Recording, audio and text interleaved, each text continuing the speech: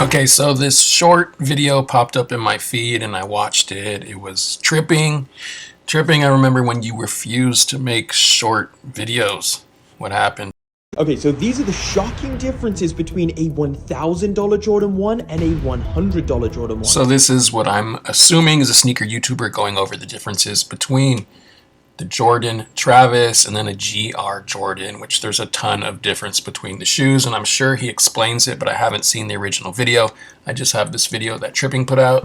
There is no difference. They both retailed for $100. The only difference is that one is hype and the other isn't. So first off, he says they're both $100, which is incorrect. The Travis Scott retail was $150, whereas if you get a GR Jordan 1 Low, they're only $90. That's a $60 difference. The only difference is that one is hype and the other isn't. Please stop saying Jordan 1s are anything more than the retail price because, well, they aren't. The price on the resale market isn't the true value price, because if these are $1,000, then Jordan would just price it as that when they retail. So that's the rest of the video, and although I agree with the point he's trying to make, shoes shouldn't be selling for $1,000. I would never buy a pair of shoes for $1,000, but that's just not the way things work. There's also a lot of differences between these two shoes.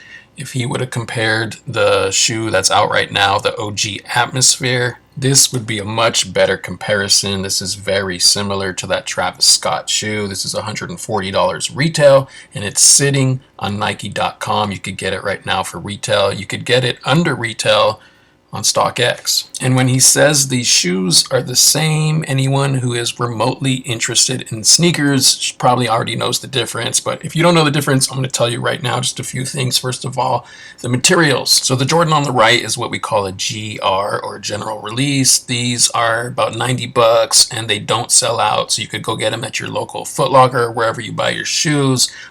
Check the tongue. So on the left, you see Nike Air. On the right, you see the Jumpman logo. Like I said, the materials are different. That's why it's cheaper.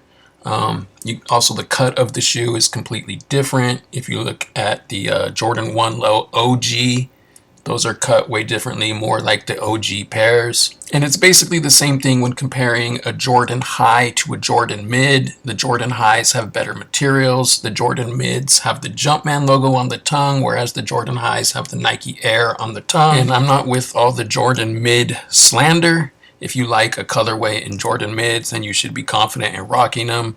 But just know the materials are not as good as a Jordan 1 High, and you will have that Jumpman logo on the tongue, which is the big giveaway in distinguishing between the mids and the highs. And although I do agree with the sentiment of the video, nobody should be paying thousands of dollars for the Jordans.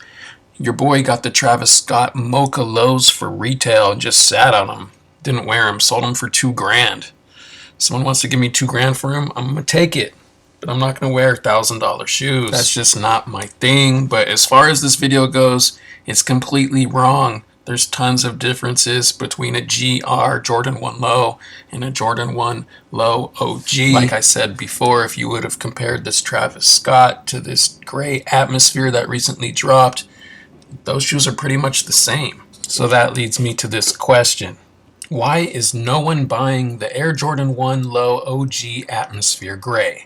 Now this shoe released about a month ago, and it is sitting on websites. It's sitting at your local mall. No one is buying this shoe. I get heavy Travis Scott vibes from this shoe. There are definitely some similarities. The Atmosphere Gray has an aged yellow sole. This is me actually wearing my pair. In my opinion, this is a solid pickup for your collection. You could get it right now on StockX for under retail. If you don't want to deal with StockX, you can go to Nike.com and get it for retail, or it's probably sitting at your local mall. Let me know what you think of this shoe. Would you rather pay $1,200 for these or $111 for these?